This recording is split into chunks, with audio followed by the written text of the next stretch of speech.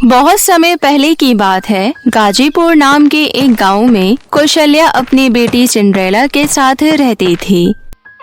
Cinderella जब 6 महीने की थी तभी उसके पिता की मृत्यु हो गई थी। पिता की मृत्यु के बाद कौशल्या ही सिंड्रेला की माँ भी थी और पिता भी थी।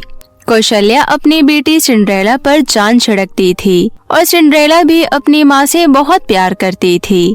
बचपन से ही सिंड्रेला दिखने में बहुत खूबसूरत थी।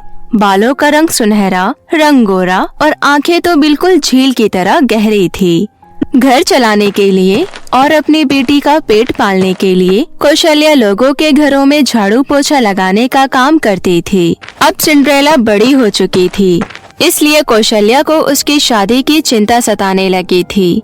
वो अक्सर मन में एक ही बात सोचा करती थी, बेटी जवान हो गई है, उसकी शादी की उम्र निकली जा रही है, पता नहीं मैं उसकी शादी कब करवा पाऊंगी। गरीबी के कारण कोई शादी के लिए हाँ ही नहीं करता है। हे माता रानी, मेरी बच्ची के लिए कोई पढ़ा लिखा समझदार लड़का भेजो, उसके अच्छे घर में शादी करवा दो। तभी वहाँ पर सिंड्रेला आती है और कहती है, माँ आपको पता है हमारी बगल वाली मंजू है ना, अगले महीने उसकी शादी होने वाली है। बताना, अभी तो वो मुझसे भी छोटी है और उसके घर वाले उसकी शादी करवा रहे हैं। मुझे तो बहुत हंसी आ रही है। बेटी, हर माँ बाप यही सोचते हैं कि वो अपने बच्चों के लिए एक अच्छा जीवन साथी ढूंढे ताकि बच्चे जिंदगी भर खुश रह सके। माँ, क्या लड़कियों को शादी करना जरूरी होता है? उन्हें क्यों माँ बाप को छोड़कर दूसरे घर में जाना पड़ता है? बेटी, ये तो दुनिया का दस्तूर है, इसे कोई नहीं बदल सकता। देखना, मैं भी तेरे लिए एक राजकुमार जैसा लड़का ढूंढूंगी।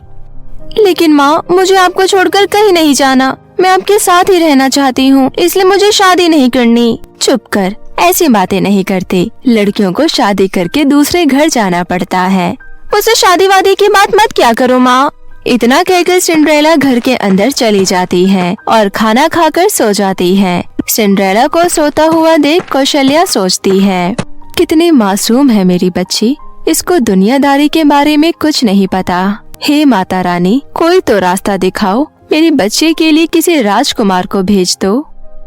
इतना कहकर कौशल्या भी सो जाती है।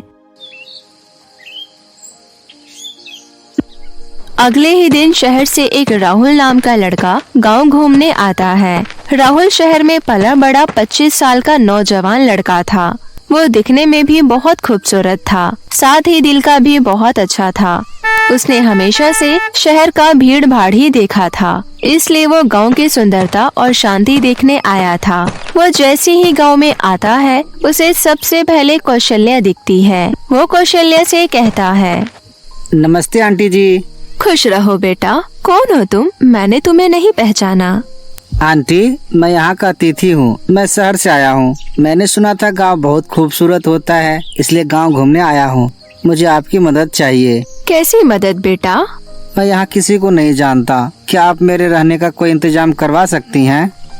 ये लो, कैसी बात कर दी तुमने। तुम हमारे अतिथि हो और अतिथि तो भगवान के बराबर होते हैं। तुम मेरे साथ मेरे घर चलो। हमारे घर में वैसे भी मैं और मेरी बेटी ही रहते हैं। तुम कुछ दिन रहोगे तो बहुत अच्छा लगेगा। कौशल्या राहुल को अपने घर ले आती है। घर आते ही राहुल की नजर सिंड्रेला पर पड़ती है। वो सिंड्रेला को देखता रह जाता है। फिर कौशल्या कहती है, बेटा, ये मेरी बेटी है, इसका नाम सिंड्रेला है। 22 साल की हो गई है, लेकिन दिमाग बिल्कुल बच्चों जैसा है। हर वक्त शरारत करती रहती है। अगर इसने तुम्हारे साथ कोई शरारत की तो बुरा मत मानना। अरे नहीं नहीं आंटी, मैं तो चाहता हूँ ये मेरे साथ शरारत करे। क्या कहा तुमने? कुछ नहीं। चलिए आप मुझे अपना घर दिखा दीजिए। कौशल्या राहुल को अपना घर दिखा देती है और उसे खाट पर बिठाकर मिट्टी के गिलास में चाय देती है। क्या यहाँ सभी मिट्टी के गिलास में चाय पीते हैं? तब सिंड्रेला जवाब देती है, हाँ जी, यहाँ खाना चूल्हे पर बनाया जाता है और ज्यादा से ज्यादा प्रकृति की चीजों का इस्तेमाल किया जाता है। शहर की तरह यहाँ मॉडर्न चीजों का इस्तेमाल नहीं करते। बस इसीलिए तो मुझे गांव बहुत पसंद है। इसी तरह राहुल कौशल्या के घर में रहने लगता है और सिंड्रेला उसे पूरा गांव घुमाती है। राहुल को सिंड्रेला का साथ बहुत अच्छा लगता है। कहीं न कहीं सिंड्रेला को भी राहुल का साथ बहुत अच्छा लगता था। मन ही मन वो दोनों एक दूसरे से प्यार करने लगे थे, लेकिन दोनों में से किसी में भी इतनी हिम्मत नहीं थी कि वो अपने प्यार का इजहार कर सके। इसी तरह काफी समय बीत गया और राहुल की छुट्टियां खत्म हो गई। सिंड्रेला, अब मुझे वापस शहर जाना होगा। गांव में ये दिन कैसे बीत गए मुझे पता ही नहीं चला। मुझे जब भी समय मिलेगा मैं गांव आता रहूंगा। तुम मुझे मिस करोगी ना?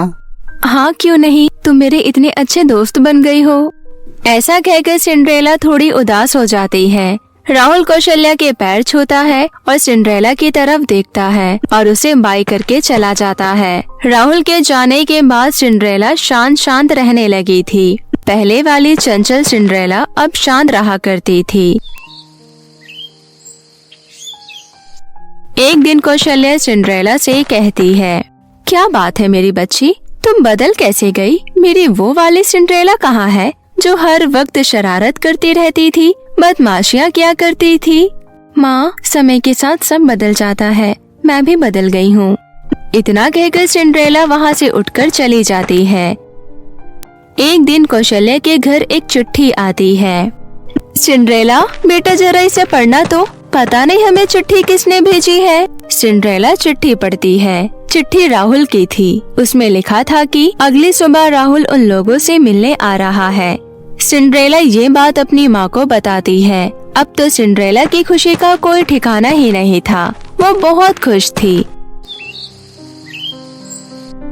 अगले दिन राहुल आता है। दोनों एक दूसरे से मिलकर बहुत खुश होते हैं।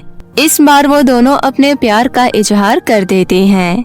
सिंड्रेला, यह 1 महीना मैंने तुम्हारे बिना कैसे गुजारा है ये सिर्फ मैं ही जानता हूँ।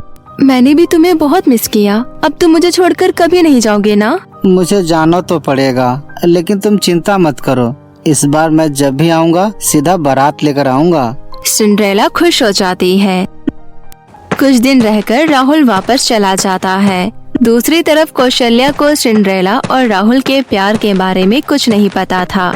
इस बात से अनजान वो सिंड्रेला के लिए एक अच्छा रिश्ता ढूंढ रही थी। गांव के सरपंच का बेटा सिंड्रेला की खूबसूरती के पीछे दीवाना था। उसको सिंड्रेला से प्यार नहीं था, सिर्फ उसकी खूबसूरती से प्यार था। इसलिए वो कौशल्या से सिंड्रेला का हाथ मांगता है। कौशल्या बहुत खुश हो जाती है। अरे वाह, मेरी बेटी के लिए सरपंच के बेटे का रिश्ता आया है। मेरे लिए इससे अच्छी बात और क्या ही हो सकती है। मैं अभी ये खुशी की बात सिंड्रेला को बताकर आती हूँ। कौशल्या सिंड्रेला के पास जाती है और उसे सारी बात बताती है। सारी बात जानकर सिंड्रेला के पैरों तले जमीन खिसक जाती है। वो सरपंच के बेटे को अच्छे से जानती थी। नहीं माँ, मैं सरपंच के बेटे से शादी नहीं करूंगी। वो बिल्कुल अच्छा लड़का नहीं है। हमारे स्कूल के बाहर वो लड़कियों को छेड़ता था। कौशल्या को लगता है सिंड्रेला शादी करना नहीं चाहती, इसलिए ये सब बोल रही है। तुम पागल हो गई हो। तुम्हारे दिमाग में जो आ रहा है तुम बके जा रही हो। तुम्हारी शादी सरपंच के बेटे से होगी और अगले हफ्ते ही होगी। इतना कहकर कौशल्या चली जाती है। सिंड्रेला को कुछ समझ नहीं आ रहा था कि वो क्या करे। वो राहुल को चिट्ठी लिखती है। उस चिट्ठी में सिंड्रेला सब कुछ लिखती है और उसे डाकघर में दे आती है। जब उसकी चिट्ठी राहुल तक पहुंचती है तो राहुल भी परेशान हो जाता है और बिना समय गवाए तुरंत गांव पहुंच जाता है और सिंड्रेला से कहता है, सिंड्रेला, मुझे लगता है हमें आंटी जी को सब कुछ बता देना चाहिए।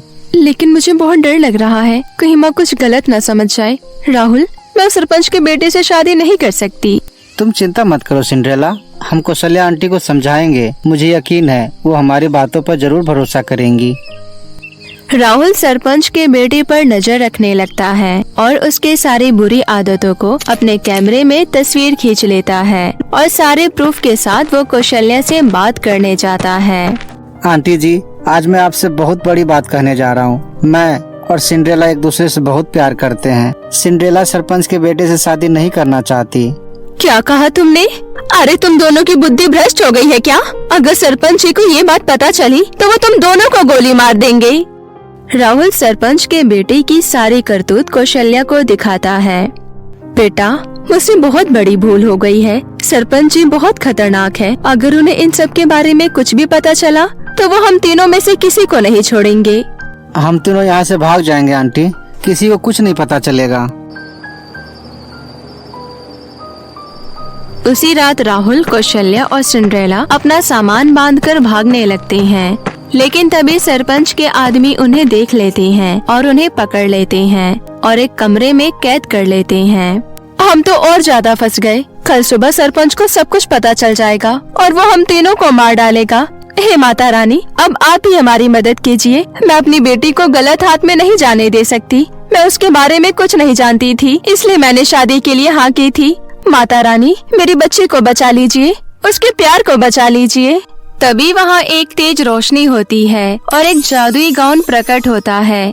गाउन में से आवाज आती है, कौशल्या, तुम चिंता मत करो। तुमने हमेशा माता रानी की पूजा की है। मुझे माता रानी ने ही भेजा है। मैं तुम तीनों को कुछ नहीं होने दूंगी। सिंड्रेला, तुम मुझे पहन लो। उसके बाद तुम एक जादुई लड़की में बदल जाओगी। फिर तुम जो चाहोगी, जैसा चाहोगी वैसा ही होगा।